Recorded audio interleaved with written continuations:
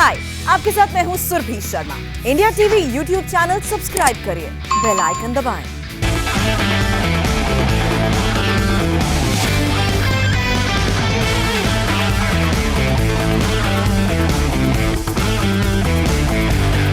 नमस्कार। आज की बड़ी खबर, आज की अच्छी खबर यह है कि देश के बड़े बुजुर्गों ने अफवाहों के बाजार को मात दे दी है। जिस वैक्सीन को लेकर लोगों को डराया गया था, पिछले 36 घंटों में 50 लाख से ज्यादा लोगों ने उसी कोरोना वैक्सीन के लिए खुद को रजिस्टर करवाया है। याद रहे, ये सब लोग 60 साल से ज्यादा उम्र के हैं।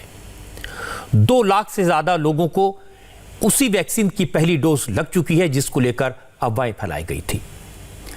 ये इस बात का सबूत है कि स्वदेशी वैक्सीन को लेकर जो बातें कही गई थी, जिस तरह लोगों को डराया गया था, देश के लोगों ने उस अफवाह तंत्र को बुरी तरह से हरा दिया है। आज जो तस्वीरें मैं आपको दिखाऊंगा, आज जो बातें मैं आपको सुनवाऊंगा, वो इस बात का सबूत है, अगर देश का नेतृत्व मजबूत हो तो बड़ी से बड़ी जंग को आसानी से जीता जा सकता है। दुनिया के तमाम बड़े बड़े मुल्कों में भारत के वैक्सीनेशन ड्राइव को लेकर आशंका जताई गई थी।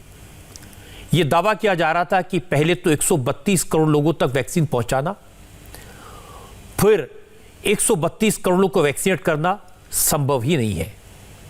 लेकिन कल जब सबसे पहले प्रधानमंत्री नरेंद्र मोदी ने खुद को वैक्सीन लगवाई तो माहौल बदल गया। मोदी के इस कदम से लोगों का भरोसा मजबूत हुआ, हिम्मत बढ़ी। आज बड़े बुजुर्ग घरों से निकले, खुद ब खुद वैक्सीनेशन सेंटर पहुंचे और वैक्सीन ली। आज मुंबई, नागपुर, पुणे, पटना, कोलकाता, गुरुग्राम, बेंगलोर, भोपाल, जयपुर, हर जगह से इसी तरह की तस्वीरें आई। ऐसी तस्वीरें जो हैरान करने वाली है। बुजुर्ग लोग बिना किसी डर के, बिना किसी शक के कोरोना वैक्सीन लगवाने के लिए हॉस्पिटल पहुंच गए। मैं आपको इन तमाम शहरों की तस्वीरें दिखाऊंगा, हर शहर से लोगों की बात सुनवाऊंगा। लेकिन यह अच्छी खबर आपके साथ शेयर करनी है, और अच्छी खबर यह है कि आज हेल्थ मिनिस्टर ने बताया कि अब कोरोना करीब करीब कंट्रोल हो चुका है। भारत में कोरोना के एक्टिव केस 2% से कम है। कोरोना से होने वाली मौत यानी डेथ रेट में कमी आई है। नए मरीजों की तुलना में ठीक होने वाले मरीजों की संख्या बढ़ रही है। लेकिन यह बढ़ोतरी सिर्फ 2 स्टेट्स में है, महाराष्ट्र और केरल में। और यह चिंता की बात है कि महाराष्ट्र और केरल में कोरोना के केसेस पिछले 2 हफ्ते से लगातार बढ़े हैं। पूरे देश में 1,68,000 एक्टिव केस हैं। इनमें से 1,26,000 केसेस महाराष्ट्र और केरल, इन 2 राज्यों में हैं। यानी देश भर के 75% एक्टिव केसेस महाराष्ट्र और केरल में हैं। लेकिन एक अच्छी बात है, महाराष्ट्र में बहुत बड़ी संख्या में लोग वैक्सीन लगवाने के लिए हॉस्पिटल पहुंचे। सरकारी अस्पतालों में वैक्सीन मुफ्त में मिलने लगी। प्राइवेट हॉस्पिटल्स में 250 रुपए की डोज मिल रही है। और ये देखकर अच्छा लगा कि आज सरकारी और प्राइवेट दोनों हॉस्पिटल्स में लोग वैक्सीन लगवाने के लिए पहुंच गए। जिनका रजिस्ट्रेशन हो चुका है वो तो लाइन में खड़े थे।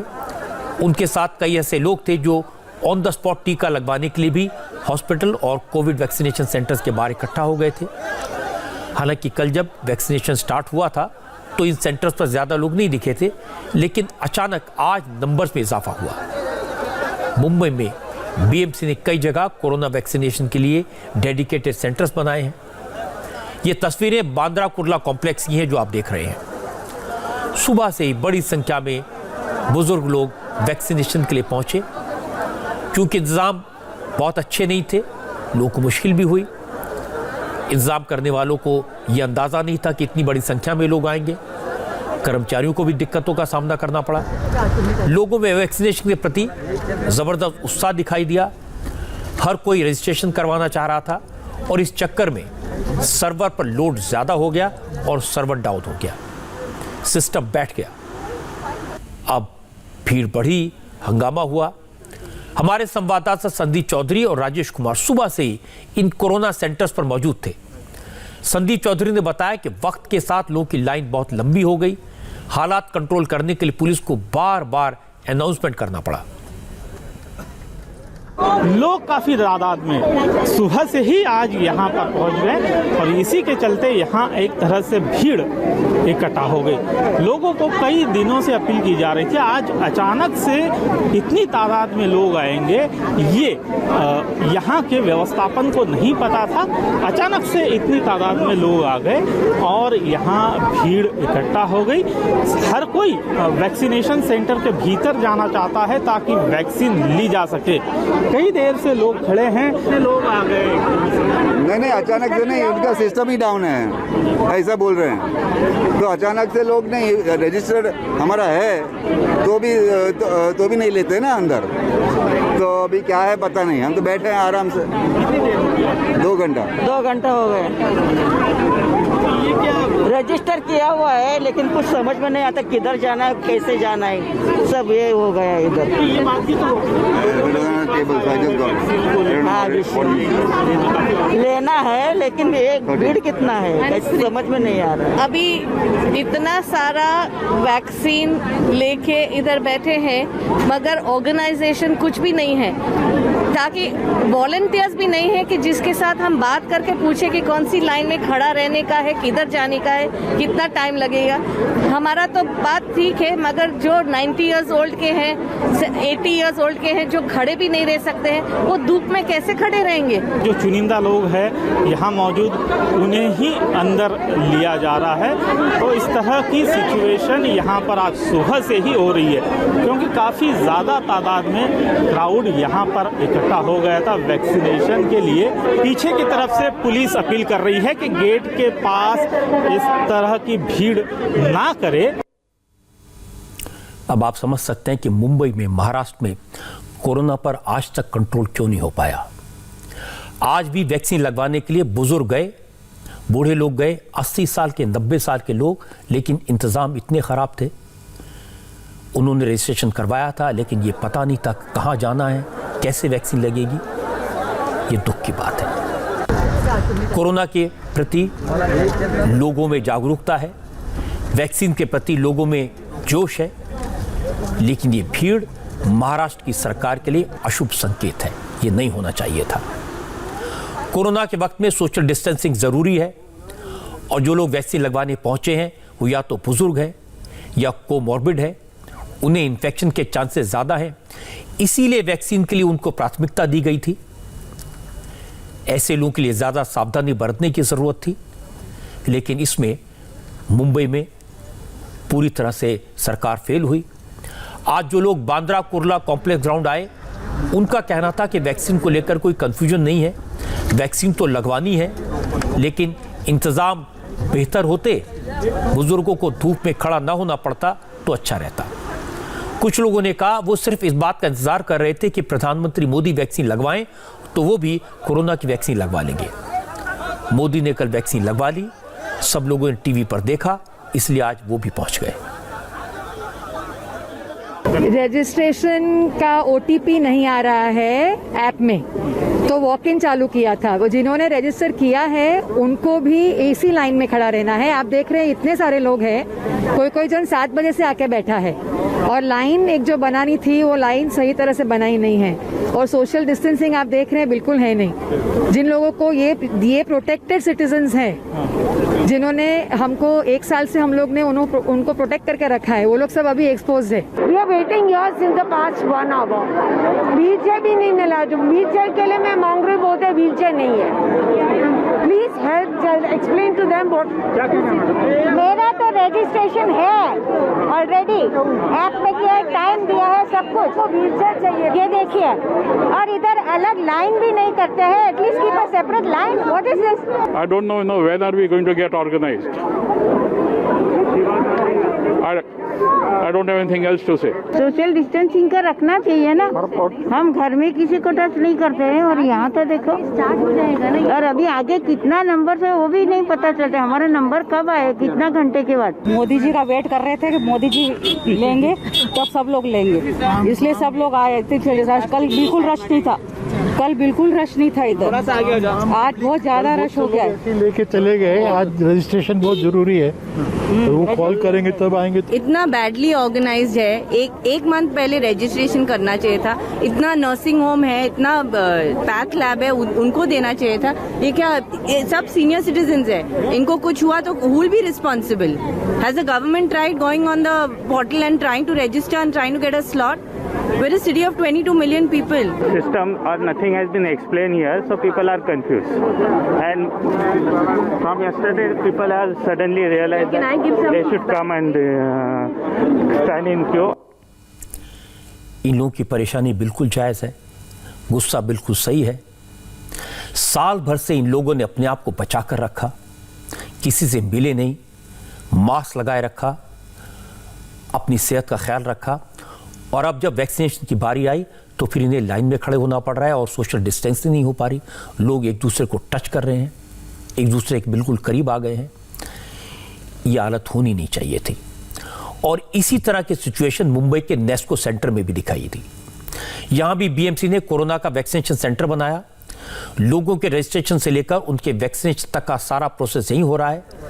लेकिन शुरुआती ग्लिच के बाद लोगों को टीका लगने लगा। वैक्सीनेशन से लेकर ऑब्जर्वेशन तक का पूरा प्रोसेस फॉलो हो रहा था। जो लोग मौके पर टीका लगाने आए थे उनका भी रजिस्ट्रेशन हो गया। कई लोगों का यह भी कहना था, जिस तरह प्रधानमंत्री नरेंद्र मोदी ने खुद टीका लगवाया, उससे संदेश गया कि वैक्सीन सेफ है। इसलिए कई लोग अचानक वैक्सीनेशन सेंटर पहुंचने लगे। हम तो बहुत उत्साहित है, और कल जैसा हमने देखा कि देश के पंतप्रधान जी ने भी ले लिया, बड़े बड़े लीडर्स लोगों ने ले लिया, तो हमारे दिल में तो ऐसा भी कोई संदेह था नहीं। लेकिन कल देखने के बाद तो जितना अगर 1% भी था वो भी निकल गया। अभी यहाँ 100% लेना चाहिए, जब भी वो ले सकते हैं। और इसने पूरे अपने इंडिया का नाम वो इतना अच्छा कर रहे हैं और वैक्सीन के लिए अपने को फ्री सुविधा दी है, तो इससे बढ़िया क्या है। तो सब लोग वैक्सीन लेना चाहिए और it is safety for everyone. So and tomorrow I will be bring मेरे सास और मम्मी को भी लाना चाहूँगी, जो 87 ईयर के हैं, और उनको भी सुविधा आपने बहुत अच्छा किया है। ये भी मैंने इंक्वायरी कर ली है। बहुत ही अच्छा लगा, क्योंकि उनको देख के तो हमें और भी था कि कल ही जाते हैं और ले लेते हैं। नहीं तो हम लोगों को कभी कभी ऐसा लग रहा था रश होगा तो थोड़ा टाइम के बाद जाओ, पर ऐसा कुछ नहीं। हमने बोला कि जो चांस मिले जाके ले ले। मैं कल खुद प्रधानमंत्री, इसलिए मेरे को लगा कि मैं कल ही लेना था, लेकिन आज ले लिया। मुझे बहुत अच्छा लगता है। गवर्नमेंट का जो भी फैसिलिटी है सबके लिए फ्री में इंजेक्शन देने का, वो बहुत अच्छी बढ़िया बात है, बहुत अच्छा डिसीजन है। और सबको ले कोरोनेशन से फ्री बनाएंगे, वो भी मेरी बहुत अच्छी उम्मीद है। और मेरी प्रार्थना है भगवान को कि कोई किसी आदमी को कोरोना हो नहीं जाए। सब खुश नज़र आ रहे हैं सर आप वैक्सीन। आप लोग को भी, आपकी भी, तब सब आपने मेहनत अच्छा लिया है। आपका तबीयत बढ़िया रखे और भगवान सबको अच्छा वृद्धि दे और आज्ञा का संकल्प दे, आज्ञा कर्तव्य दे। ये बहुत my all the best wishes for all the people to you. God bless you all. Thank you very much. तो दो बातें तो अच्छी हैं। एक तो प्रधानमंत्री मोदी ने जिस तरह से वैक्सीनेशन करवाया कल सुबह, उसके बाद बुजुर्गों में उत्साह आया, हिम्मत बढ़ी। कई जगह पर परेशानियां हुई, लेकिन ऐसी भी जगह है जहां पर लोगों को सुविधाएं मिली और वो खुश होकर वापस गए। मुंबई में 44 जगहों पर वैक्सीनेशन हो रहा है। अच्छी बात है कि वैक्सीनेशन के प्रति उत्साह बहुत है, लेकिन यह भी सही है कि कोरोना के मामले में मुंबई आज भी नंबर 1 बनी हुई है। सबसे खतरनाक हालत मुंबई की ही है। आज महाराष्ट्र में कोरोना के 7,863 नए केस आए हैं। इनमें से सिर्फ मुंबई में 849 नए मरीज मिले हैं। इसलिए एक तो मुंबई में बुजुर्गों को अपना ज्यादा ध्यान रखना चाहिए, मुंबई के लोगों को थोड़े सब्र से काम लेना चाहिए। वैक्सीन के लिए सीधे हॉस्पिटल पहुंचने के बजाय अपनी बारी का थोड़ा सा इंतजार कर लें। जो हाल मुंबई का है वही हाल नागपुर का है। नागपुर में पिछले 6 दिन में 6,000 से ज्यादा केसेस सामने आए। एक हफ्ते से लगातार रोज 1,000 से ज्यादा केसेस सामने आ रहे हैं। पिछले 24 घंटे में नागपुर में कोरोना के 877 नए केसेस सामने आए हैं। लोगों में कोरोना को लेकर डर है, लेकिन आज नागपुर में भी बड़ी संख्या में लोग वैक्सीनेशन सेंटर पर पहुंचे। हमारे संवाददाता योगेंद्र तिवारी का कहना है कि नागपुर में जबरदस्त गर्मी शुरू हो गई है।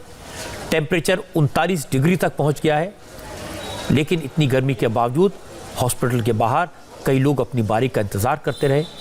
हालांकि अभी तय ये हुआ है कि एक दिन में एक सेंटर पर 100 लोगों को ही वैक्सीन लगाई जाएगी। नागपुर में फिलहाल 11 वैक्सीनेशन सेंटर्स बनाए गए हैं। प्राइवेट हॉस्पिटल में वैक्सीनेशन भी शुरू नहीं हुआ है, लेकिन सरकारी सेंटर्स पर लोग सुबह 8 बजे से ही पहुंच गए। नागपुर के लोगों ने कहा कि जब प्रधानमंत्री सुबह उठकर खुद वैक्सीन लगवा सकते हैं तो फिर ये काम बाकी लोग क्यों नहीं कर सकते। सबको वैक्सीन लगवानी चाहिए। प्रत्येक सेंटर पे 100 लोगों को नागपुर में दिया जा रहा है। ये आप मेरे लेफ्ट साइड देख रहे हैं किस तरीके से भीड़ में लोग बैठे हुए हैं। नागपुर का तापमान ये कहा जा सकता है कि 39 डिग्री सेल्सियस पहुंच गया है। तमाम लोग धूप में अब तक बैठे हुए थे। मैंने देखा अब तक आप लोग धूप में बैठे हुए थे। हाँ जी, धूप में बैठे थे, 9 बजे से बैठे यहाँ पे। जो नंबर दिया हमको वो अभी मालूम नहीं कितने बजे नंबर आता हमारा। सुबह 9 बजे से बैठे हैं और सर्वर डाउन की वजह से थोड़ा सा लेट हो रहा है। इसमें आज डबल वाले भी हैं जिनके रिपीट वाले हैं, उसकी वजह से थोड़ी सी भीड़ जैसी हो गई। कितने बजे से इंतजार कर रहे हैं? हम लोग 9:30 बजे से। इसी तरह की तस्वीरें अहमदाबाद से आई हैं। मैं आपको बता दूं कि इस वक्त हमारे देश में जो वैक्सीनेशन ड्राइव चल रही है, उतनी बड़ी वैक्सीनेशन ड्राइव दुनिया में कभी नहीं हुई, कहीं नहीं हुई। दूसरे फेज में करीब 40 करोड़ लोगों को वैक्सीनेट किया जाएगा। ये संख्या अमेरिका की कुल आबादी से 1.25 गुना है। पहले फेज में 1 करोड़ 43 लाख लोगों को वैक्सीन दी गई। अब 40 करोड़ लोगों को वैक्सीनेट करने की ड्राइव है। दूसरे फेज में गुजरात के 60 लाख बुजुर्गों को कोरोना का टीका लगना है। इनके अलावा 45 साल के ऊपर गंभीर बीमारी से जूझ रहे लोगों को भी वैक्सीन दी जा रही है। वैक्सीनेशन के लिए 2195 सरकारी हॉस्पिटल और 538 प्राइवेट हॉस्पिटल्स को डेजिग्नेट किया गया है। कुल मिलाकर 30,000 हेल्थ वर्कर्स इस पूरे वैक्सीनेशन प्रोसेस में शामिल हैं। गुजरात में 2 दिन में 1,17,000 से ज्यादा लोगों को वैक्सीनेट किया जा चुका है। हमारे संवाददाता निर्णय कपूर कल अहमदाबाद के किडनी हॉस्पिटल में थे। उन्होंने बताया कि सोमवार को सिर्फ 80 लोग ही वैक्सीन लगवाने आए थे, लेकिन आज सुबह से ही यहां वैक्सीनेशन के लोगों की लाइन लग गई। सैकड़ों लोग हॉस्पिटल पहुंच गए और अपना इंतजार करते रहे। यहाँ हम किडनी हॉस्पिटल के वैक्सीन सेंटर पे हैं, वैक्सीनेशन साइट पे हैं। यहाँ हमें बताया गया है कि सुबह से अभी 2 घंटे के अंदर अंदर ही करीब 125 लोग ऑलरेडी वैक्सीनेट हो चुके हैं, वैक्सीन लेकर के जा चुके हैं। और यहाँ पे आप देख सकते हैं अभी भी लोग अपनी बारी का इंतजार कर रहे हैं। क्यों इतना लोगों में उत्साह हमें देखने को मिला? उत्साह तो होना चाहिए, लेकिन कई लोग डर रहे हैं, भड़का रहे लोगों को, और पब्लिक भड़का रही है कभी ये ऐसा है, ये नहीं लेनी चाहिए, ऐसा नहीं करना चाहिए। लेकिन मैंने तो जब पहले से सरकार ने ऐलान किया था और घर पे जब आए थे तब से मैंने कर दिया कि हाँ लेना मेरे को। मैंने डर नीचे तो तब से कर लिया था, शुरुआत से ही। और आज जब चालू हुई था आज आ गए वैक्सीन लेने के लिए। देश के प्रधानमंत्री अगर लेते हैं, गुजरात स्टेट के सीएम से अगर लेते हैं तो उसका प्रभाव तो पड़ता ही है ना। और अच्छी बात है ना, एक अच्छा मैसेज है कि भाई देश के प्रधानमंत्री अगर उसमें ले रहे हैं तो सबको लेना भी चाहिए, तो देश हित में है ना, सबके लिए अच्छा है, तो लेना ही चाहिए। मैं तो सीधा मानता हूँ ये सरकार हमारे लिए कर रही है। जब हमारे देश के प्रधानमंत्री ले सकते हैं, गृह मंत्री ले सकते हैं, बाकी सब लोग ले सकते हैं, तो ये हमें लेने में कोई दिक्कत नहीं है। ऐसा कोई डर नहीं है। गवर्नमेंट ने जो भी बंदोबस्त किया है वो हमारे अच्छाई के लिए किया होगा। हमने मन पहले से ही बना लिया था, वैक्सीन तो लेनी है। जब इतना रिसर्च इसमें चली है, सब कुछ हुआ है, फिर आगे हम लोग नहीं लेंगे तो फिर कौन लेगा? आगे रिस्क है ना, जब तक पूरा वैक्सीनाइजेशन नहीं होगा तब तक इसका मतलब फैलने का भी वो जो चांसेस हैं इसके, तो हर एक को लेना चाहिए। कोविड-19 के हिसाब से अगर पूरे विश्व में अपना नाम भी सही बना है, सही ढंग से हमने सब टैकल किया है, तो हमारी भी एक जिम्मेदारी बनती है कि हमें ये टीकाकरण में सहकार देना चाहिए। कल जिस तरह से नरेंद्र मोदी साहब ने दृष्टांत जो दिया है पूरे देश को, उसके हिसाब से it is also as encourage us. और आज हम भी, मैं और मेरी वाइफ दोनों आ गए और हम चाहते हैं कि पूरे देश में सब लोग इस टीकाकरण जल्दी से जल्दी करवाएं। आज हमारे देश के बुजुर्ग जिस उत्साह के साथ, जिस हिम्मत के साथ वैक्सीनेशन के लिए निकले, उसे देखकर एक नई उम्मीद बंधी है। वरना तो हम ऐसी मानसिकता में जीने के आदी हो चुके हैं कि लगता है कि हमारे देश में कुछ ठीक से हो ही नहीं सकता। मुझे याद है जब कोरोना का प्रकोप शुरू हुआ था तो कितने लोगों ने कहा था कि हमारे यहाँ लोग कीड़े मकोड़ों की तरह मरेंगे, कोई लाश उठाने वाला नहीं होगा। लोग कहते थे हमारे यहाँ ना डॉक्टर हैं, ना हॉस्पिटल हैं, ना दवाइयाँ हैं, ना कोई हेल्थ का इंफ्रास्ट्रक्चर है, कोई बचा नहीं पाएगा। जब लॉकडाउन का ऐलान हुआ तो कहा गया कोई सुनेगा नहीं, कौन घर पे बैठेगा, हमारे देश में लॉकडाउन हो ही नहीं सकता, आप देख लेना ये फेल हो जाएगा। यह बात सही है कि ऐसी महामारी से लड़ने के लिए हमारा हेल्थ सिस्टम तैयार नहीं था। ना पीपी किट थे, ना वेंटिलेटर थे, ना मास्क थे, ना सैनिटाइजर थे। लेकिन पिछले 1 साल में जो हुआ वो हम सब ने देखा। लॉकडाउन भी सफल हुआ, कोरोना से बीमार हुए लोगों को वेंटिलेटर भी मिले, हॉस्पिटल में बेड भी मिले और आइसोलेशन वार्ड भी। जहां जहां परेशानियां हुई उनको तुरंत दूर भी किया गया। डॉक्टर्स को पीपी किट मिले, जनता को मास्क मिले, सैनिटाइजर मिले। 80 करोड़ लोगों को उनके घर पर खाना पहुंचा। जब वैक्सीन की बात आई तो पहले कहा गया कि हम तो कोई वैक्सीन बना ही नहीं सकते। जब बना ली तो कहा गया ये किसी काम की नहीं है, इसका तो ट्रायल ठीक से नहीं हुआ, दुनिया में से कोई मानेगा नहीं।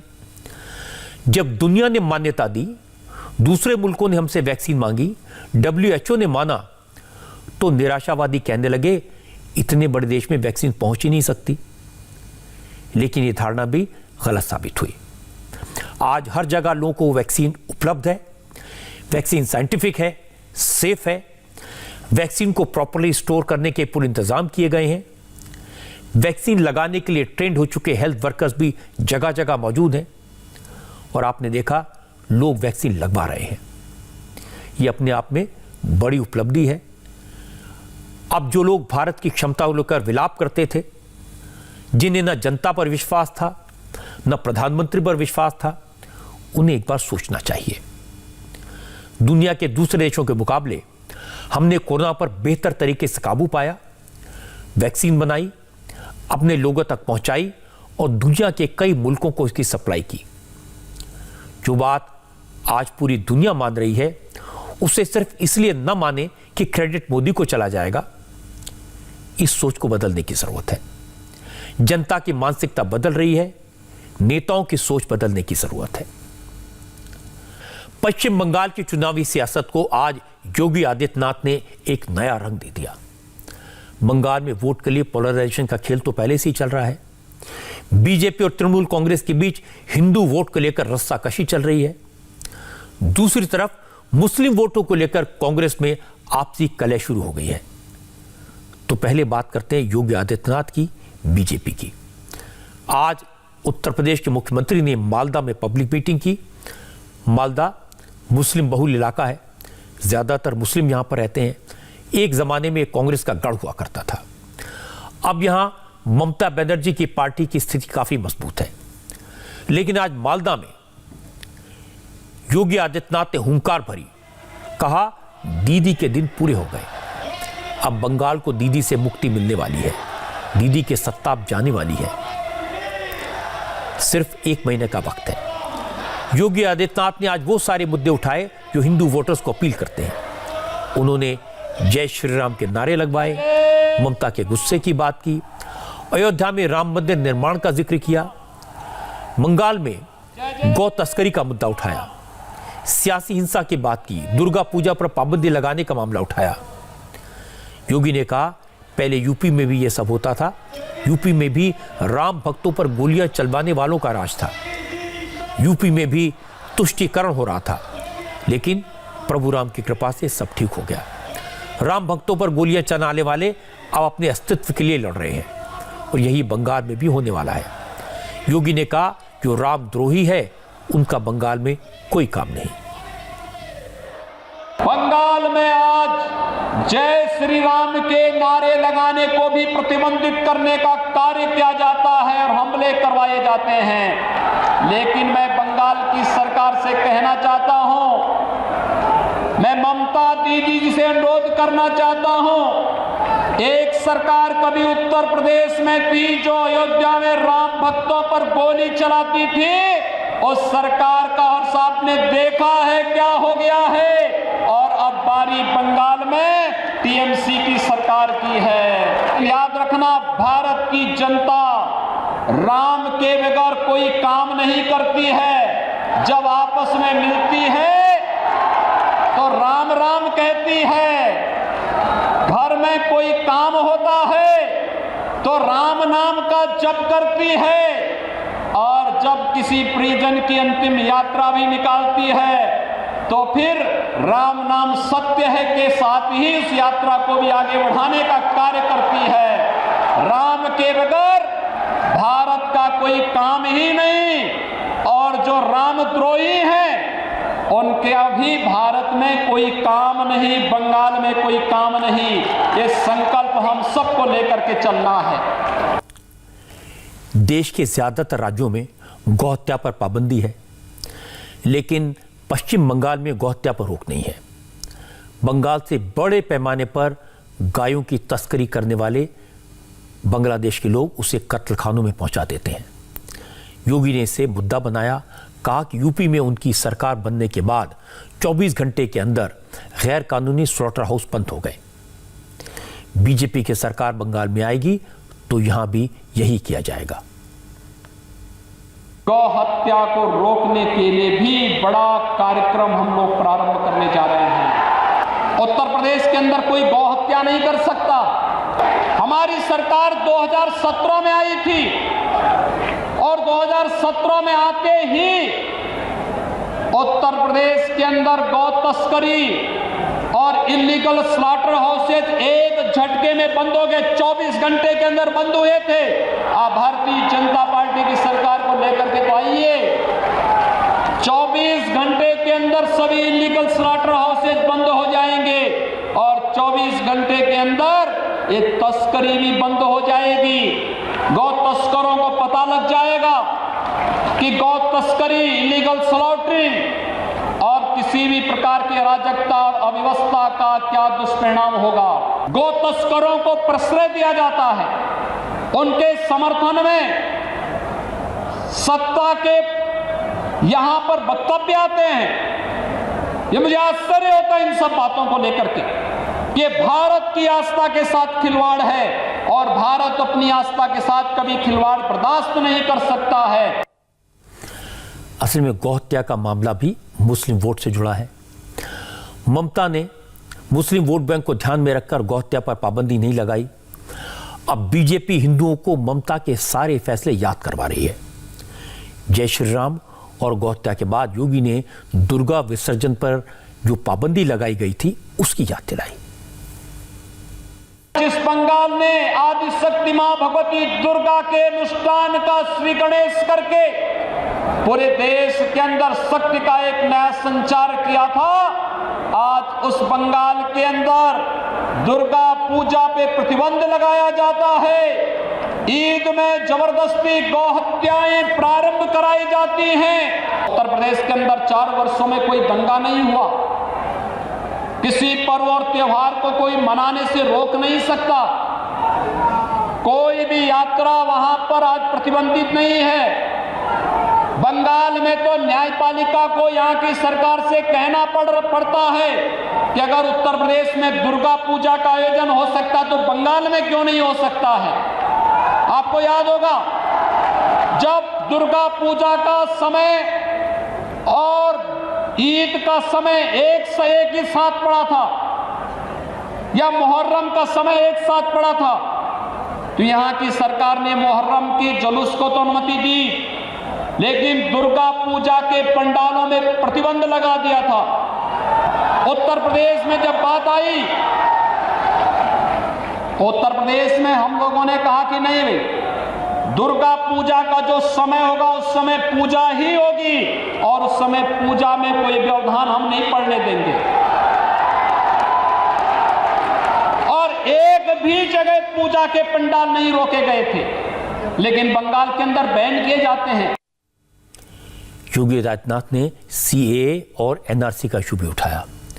योगी ने कहा कि मोदी सरकार दूसरे देशों में प्रताड़ित अल्पसंख्यकों की भलाई और उनके प्रोटेक्शन देने के लिए कानून लाती है तो बंगाल में उसका विरोध होता है। योगी ने कहा एक तरफ पीड़ितों को संरक्षण देने वाले कानूनों का विरोध होता है और दूसरी तरफ घुसपैठियों के खिलाफ एक्शन की बात होती है तो ममता सरकार तिलमिला जाती है। जब देश के यशस्वी प्रधानमंत्री मोदी जी पाकिस्तान, बांग्लादेश और अफगानिस्तान के पीड़ित और प्रताड़ित हिंदुओं, सिखों, बौद्धों, जैनियों, ईसाइयों, इन सबके संरक्षण, इनको सुरक्षित ठिकाना देने के लिए एक कानून बनाते हैं और उस कानून को भारत के अंदर लागू करते हैं तो बंगाल में हिंसा क्यों होती है। और इसके बाद योगी ने बंगाल में कानून व्यवस्था की बात की। योगी ने कहा कि यूपी में गुंडे, माफिया और बड़े बड़े गैंगस्टर्स गले में तख्ती लटकाकर थाने में पहुंचते हैं, रहम की भीख मांगते हैं और बंगाल में अपराधियों को सरकार का प्रोटेक्शन मिलता है। योगी ने कहा कि 1 महीने बाद हालत बदलेगी, बंगाल में भी गुंडे और अपराधी गले में तख्ती लटकाकर रहम की भीख मांगने के लिए मजबूर हो जाएंगे। केवल अब ये 1 महीने का मात्र समय है। 1 महीने के अंदर एक परिवर्तन जमीन पर उतरता हुआ दिखाई देगा। ये आपका एक जमावड़ा इस बात को प्रदर्शित करता है। तब टीएमसी के नाम पर जो लोग गुंडागर्दी कर रहे हैं, आप देखते होंगे उत्तर प्रदेश के अंदर जो लोग पहले गुंडागर्दी करते थे, आज वे लोग अपने गलियों में अपने गले में तख्ती बांध करके चलते हैं कि रहम कर दो। अब मान करके चलिए 2 मई के बाद भारतीय जनता पार्टी की सरकार जब बंगाल के अंदर बनेगी तो टीएमसी और कम्युनिस्टों के नाम पर गुंडागर्दी और अराजकता फैलाने वाले गुंडे अपनी जान की भीख मांगते हुए गलियों, अपने गले में तख्ती लेकर के घूमते हुए फिरेंगे और उस समय फिर वह दृश्य देश के सामने होगा कि जो भी कानून के साथ खिलवाड़ करेगा उसको अपनी जान की भीख मांगने के लिए इसी प्रकार से मजबूर होना पड़ेगा। और तब उस समय के लिए हम सबको अपने को तैयार करना होगा। योगी आदित्यनाथ को नरेंद्र मोदी ने जिस काम के लिए मालदा भेजा था, आज उन्होंने उस काम को बखूबी पूरा किया।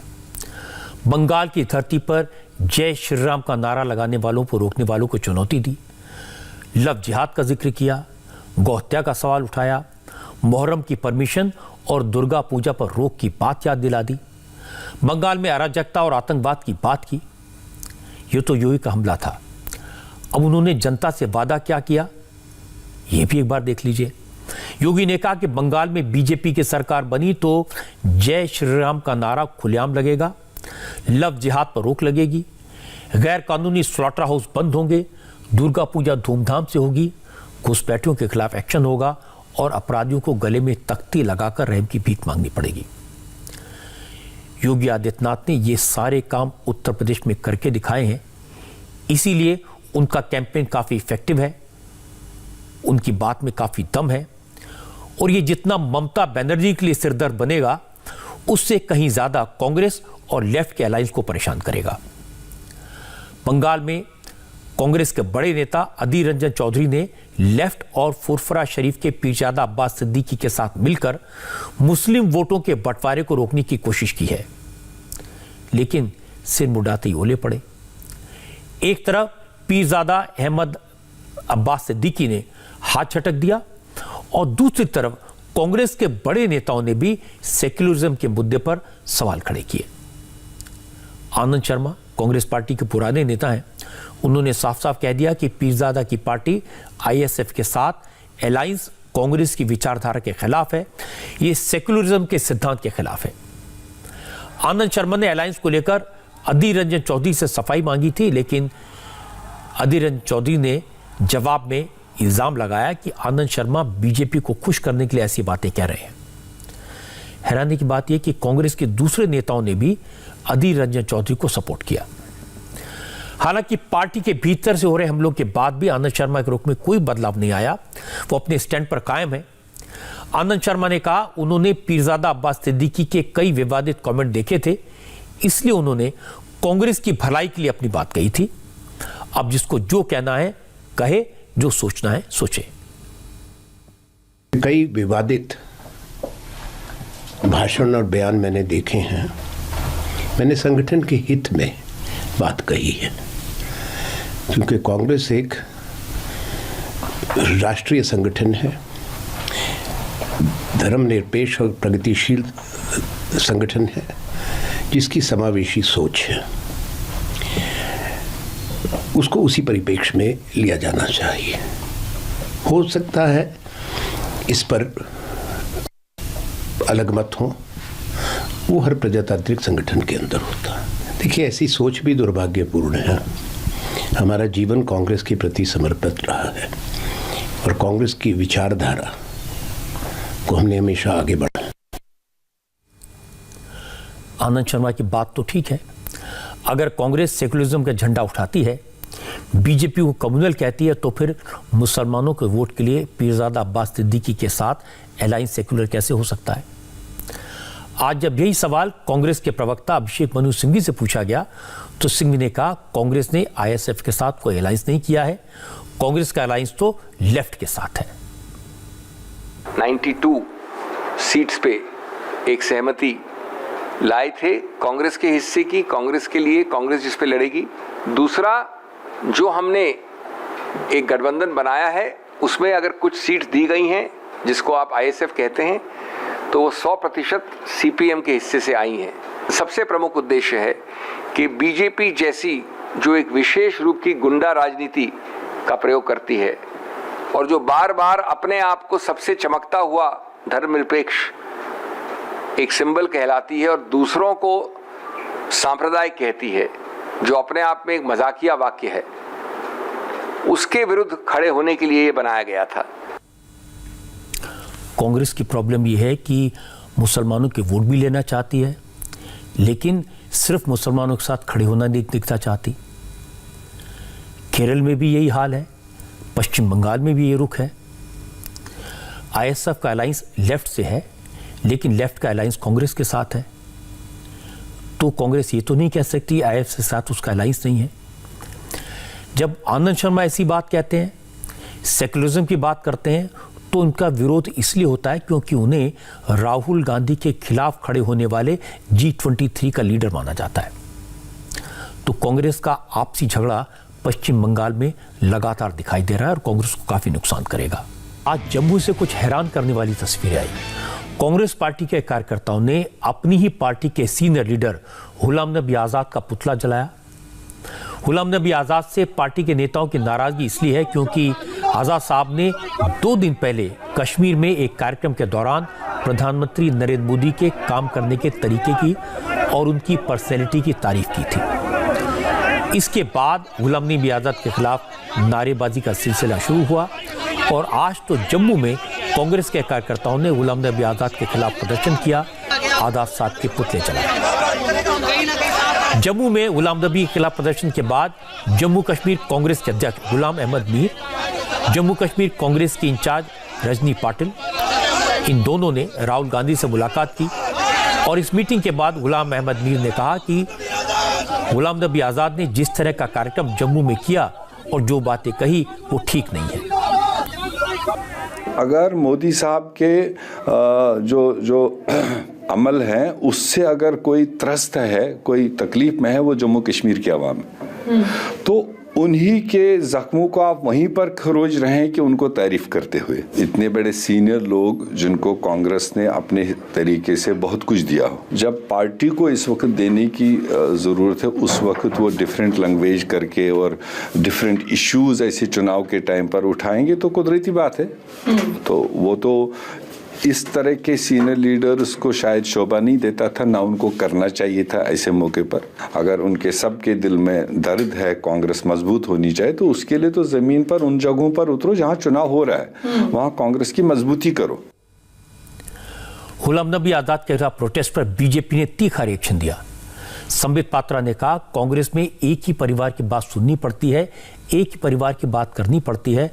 जो राहुल गांधी के मन की बात न करे उसकी पार्टी में कोई जगह नहीं है।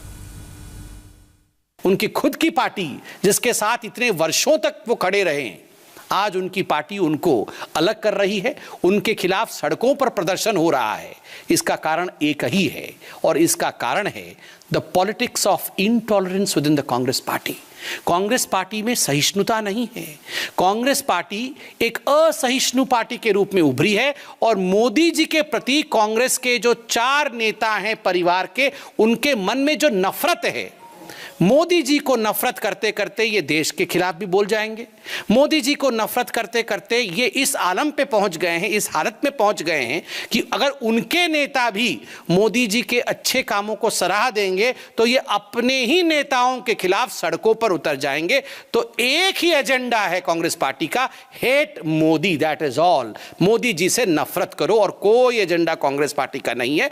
एक बात हिंदुस्तान की जनता भी जानती है, नफरत से कभी भी विकास उत्पन्न नहीं हो सकता है। नफरत हमेशा नफरत को ही जन्म देती है। गुलाम नबी आजाद कांग्रेस के सबसे सीनियर नेताओं में से एक हैं।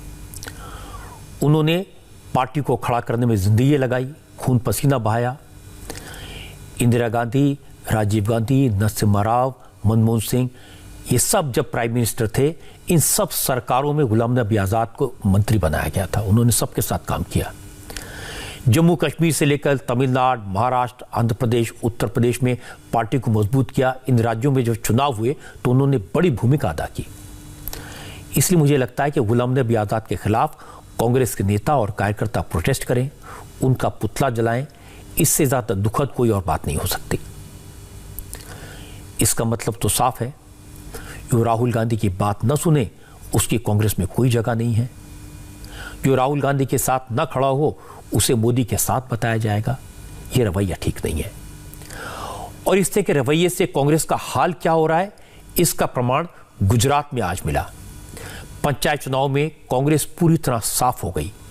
आज गुजरात में ग्राम पंचायत चुनाव के नतीजे आए, कांग्रेस पूरी तरह साफ हो गई और बीजेपी ने जबरदस्त जीत हासिल की।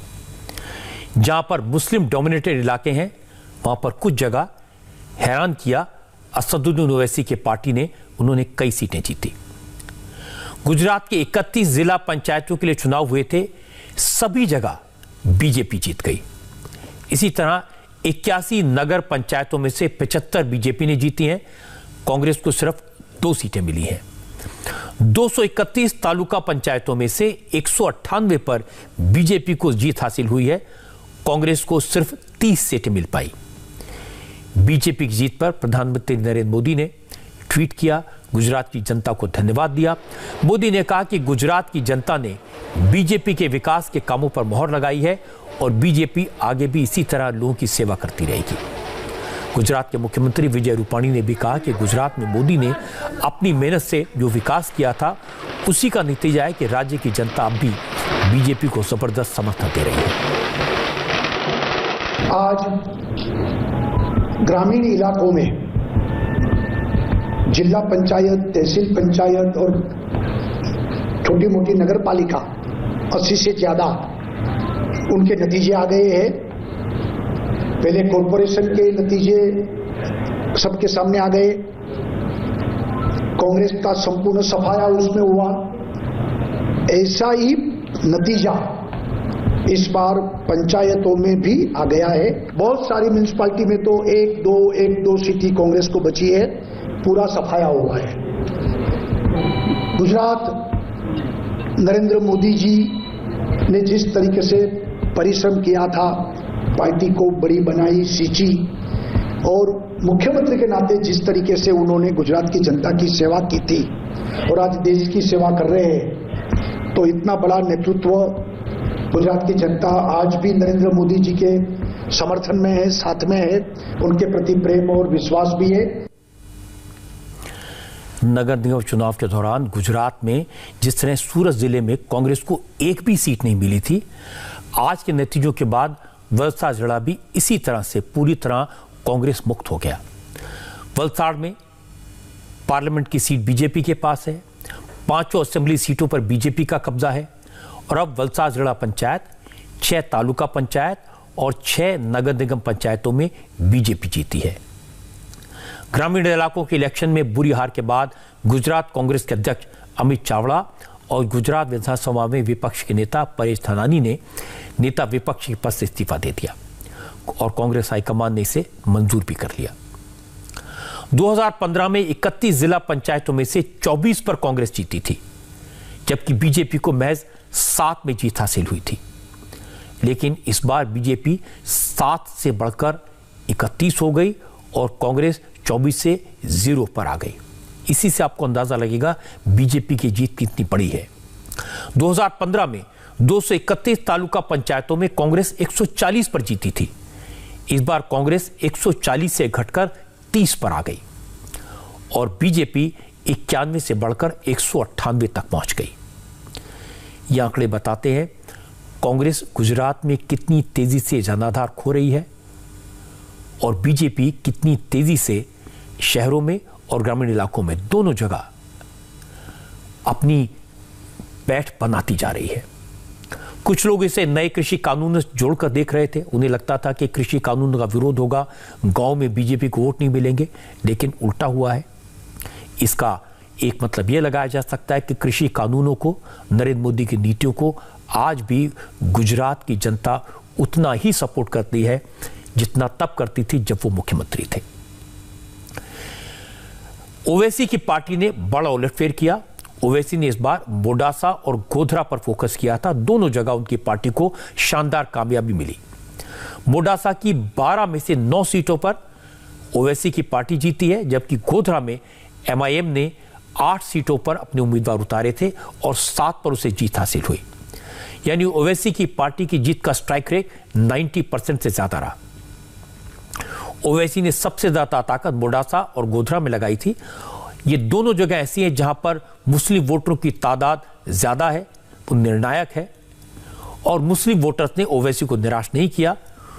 ओवैसी को झटका लगा भरूच में, जहां उनकी पार्टी के 6 में से सिर्फ 1 उम्मीदवार जीत पाया। मैं एक सियासी जमात का जिम्मेदार हूं और सियासी जमात का काम यह है कि जमात को फैलाना, आगे बढ़ाना है और हम अपनी जमात को लेकर जाएंगे। जीतेंगे हारेंगे क्या बात है, आज हारेंगे तो कल आने वाली नस्ल उसको कामयाब कर लेगी।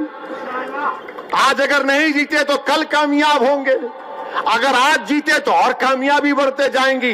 मगर एक बात ये लोग नहीं समझ रहे कि भारत के मुसलमानों में, भारत के दलितों में, भारत के सिखों में, भारत के ईसाइयों में, बल्कि हमारे जो हिंदू भाई हैं वो भी देख रहे हैं कि भाई आखिर कोई एक विकल्प तो हो।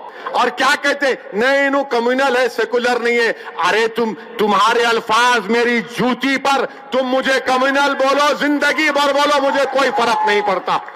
अगर मजलूमों की आवाज बनना भारत के संविधान में, अगर गरीबों के हक के लिए लड़ना अगर कम्युनलिज्म है तो मुझे फख्र है इस कम्युनलिज्म पर। तुम झूठे हो, तुम सेकुलरिज्म के नाम पर गरीबों को लूटते आए हो, तुम सेकुलरिज्म के नाम पर मुसलमानों के नफरत पैदा करके अपनी सियासी रोटियों को सेकते रहे हो। ये बात सही है कि ओवैसी ने मुस्लिम डोमिनेटेड एरियाज में फोकस किया और वहां जीत भी हासिल की, लेकिन बीजेपी को गुजरात में जो जीत मिली है वो लैंडस्लाइड है, जबरदस्त है। जो लोग सोचते थे कि गांव में बीजेपी को सपोर्ट नहीं मिलेगा क्योंकि कृषि कानूनों को लेकर किसान नाराज हो सकते हैं, वो गलत साबित हुए। जो लोग सोचते थे पेट्रोल डीजल की कीमतों के कारण शहरी इलाकों में बीजेपी को वोट नहीं मिलेगा, उन्हें भी निराशा हुई है। साफ बात यह है कि गुजरात के लोगों को आज भी नरेंद्र मोदी पर भरोसा है, उनकी नीतियों पर यकीन है और आज भी वो मोदी के नाम पर वोट देते हैं। हाय, आई एम सुरभि शर्मा। खबरों से अपडेट रहने के लिए India TV YouTube channel subscribe करिए, साथ में बेल आइकन जरूर दबाएं। जुड़े रहें इंडिया टीवी के साथ।